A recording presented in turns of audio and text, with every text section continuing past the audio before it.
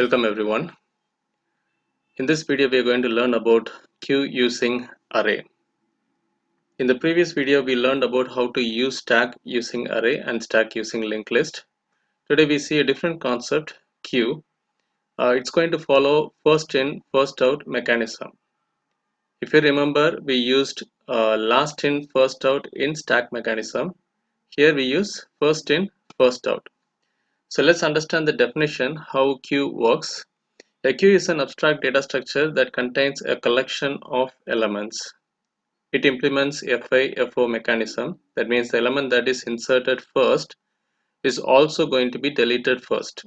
So who comes first is goes out first. A normal queue like you see in the cinema theater or ticket counter, whomsoever comes first is going to get the priority and that person is going to go out first.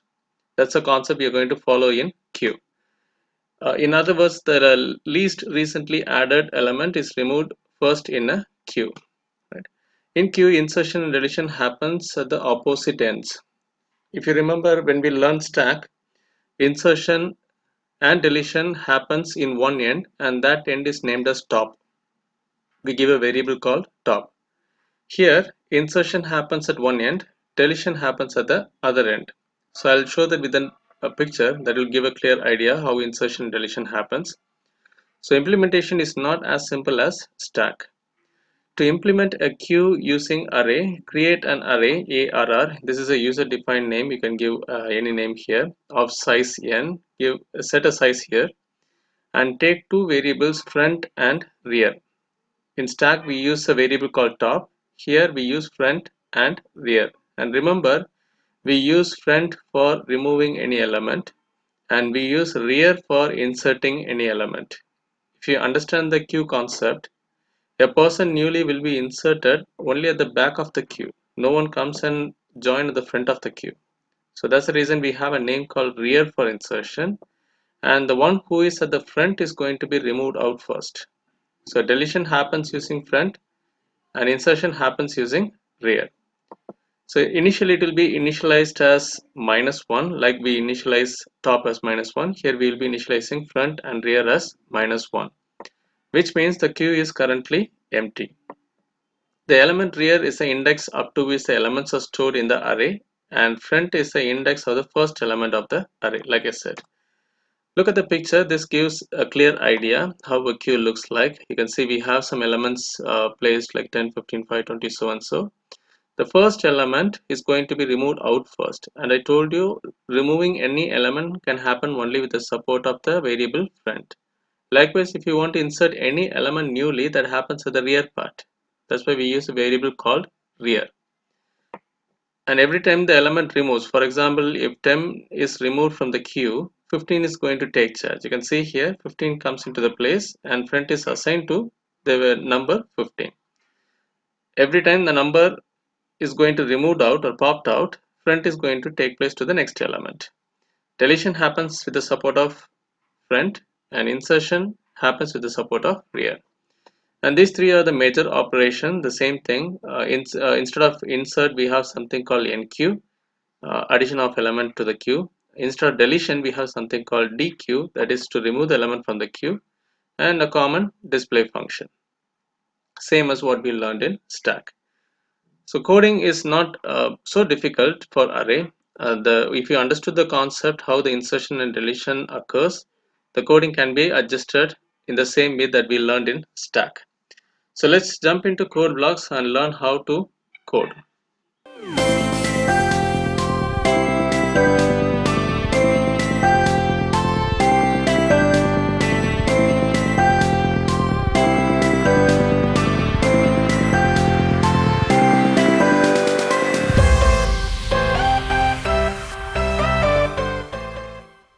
I have created a class name called queue. I have a file name called queue understack.cpp.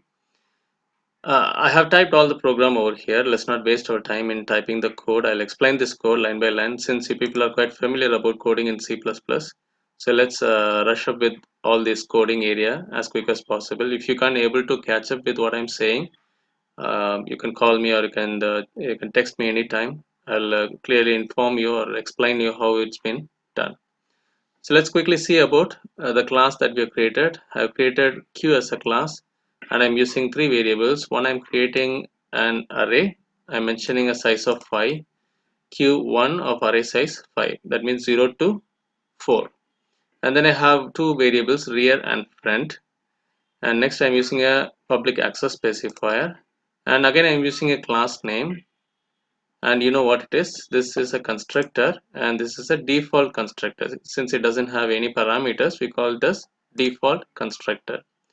What I'm mentioning here is I'm making this rear and front as -1 and -1. The advantage of using constructor, once you create an object, that will automatically initialize or call the respective constructor. So once you create an object, this rear and front is going to be assigned as -1 and -1. And inside the class, I have three functions that I have explained: enqueue, dequeue, and display. So before looking at the definition part, let's jump into the main function. Let's come from main. Inside the main function, I have declared a variable called ch, and then I have created an object. This is the class name, and qu is a object that I have created. And then I have a while condition. You can have do while or while, whichever you're comfortable with, you can go for it. Since I have three options, enqueue, dequeue, display, fourth option is going to be exit. So if it comes to the fourth option, it should exit the while condition. So that's how I give the condition here. Ch is not equal to 4. If it is equal to 4, exit the loop. So here I'm giving all the cout statement, how it has to decorate the output page like queue, ADT using array, and these are the option I'm giving: insert, delete, display, exit. Here I'll be giving the option for ch. Let's use the switch case. You know how to use that. So if I give an option 1, it's going to take to case 1, 2 means case 2, 3 means case 3, and 4 means case 4.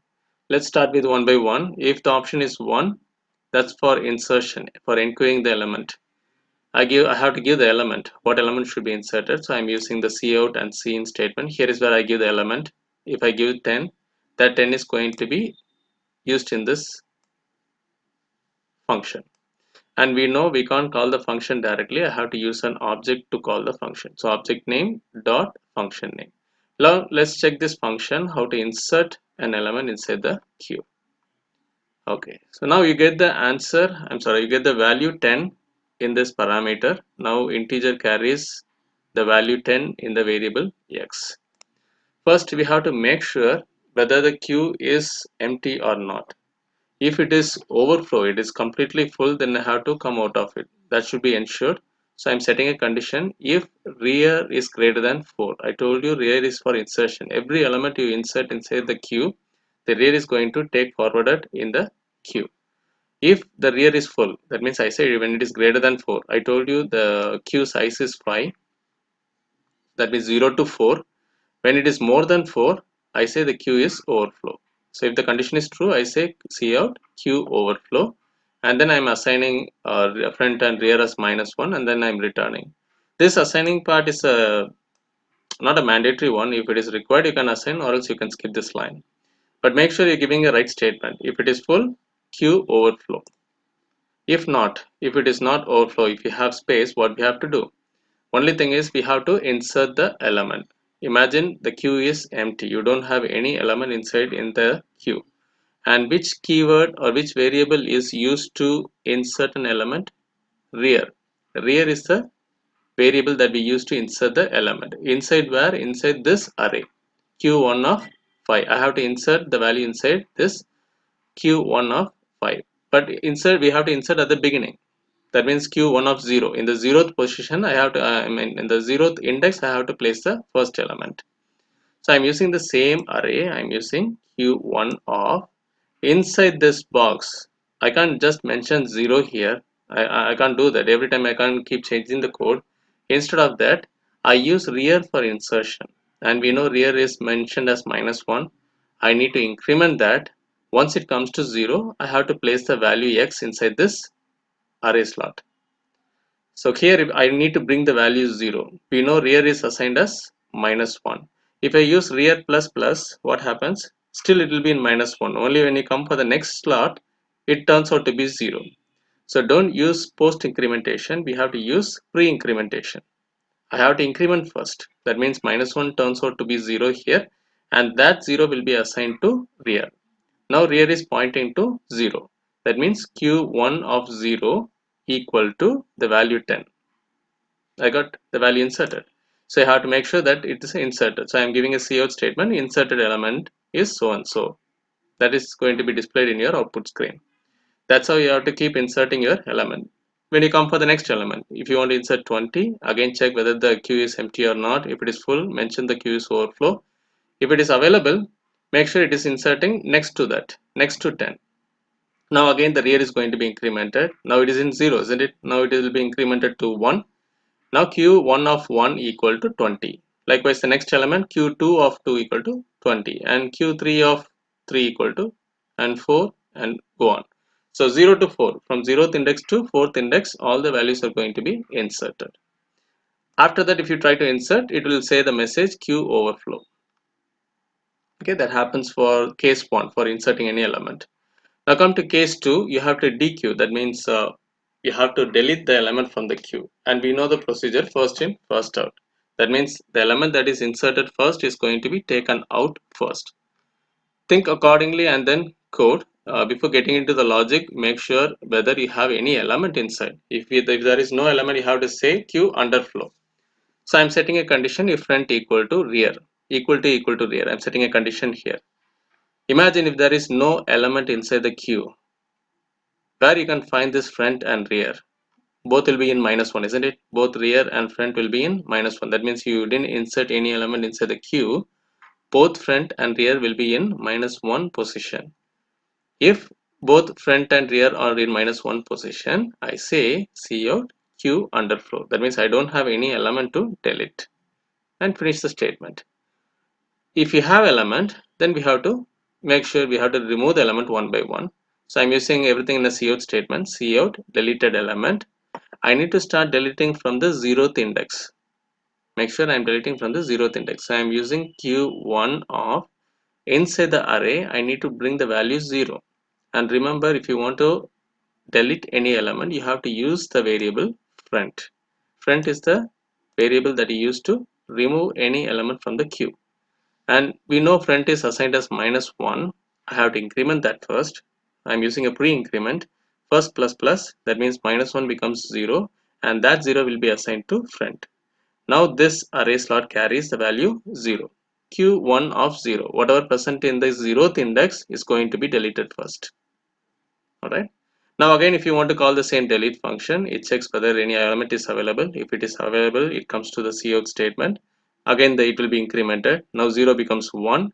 So whatever present in the 1 index is going to be removed. Likewise, it increments to 2. 2 is going to be removed. 3 and 4, it goes on like that.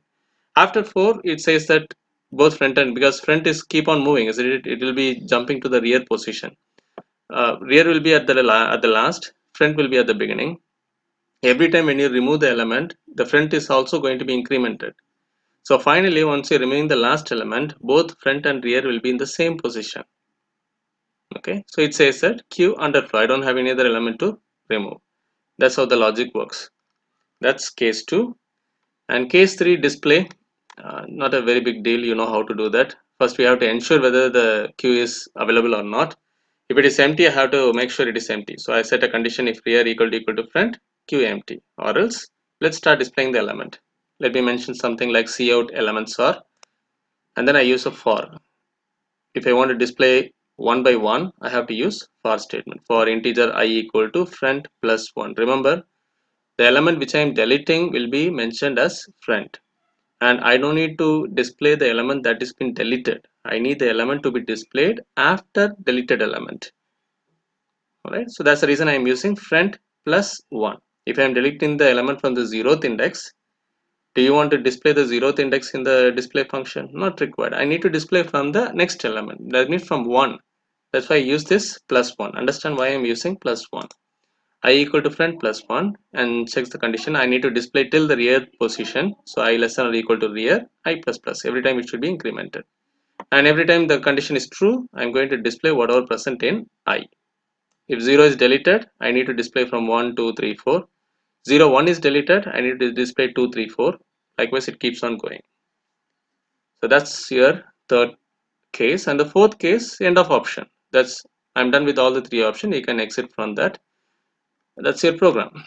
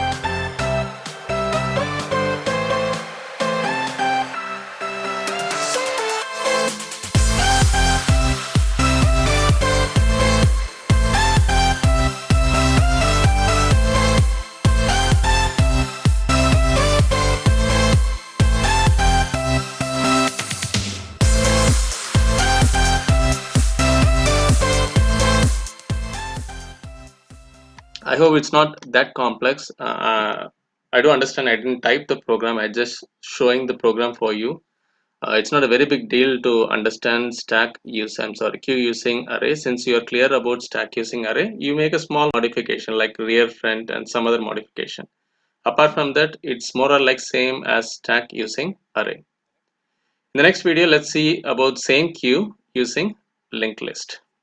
Thank you.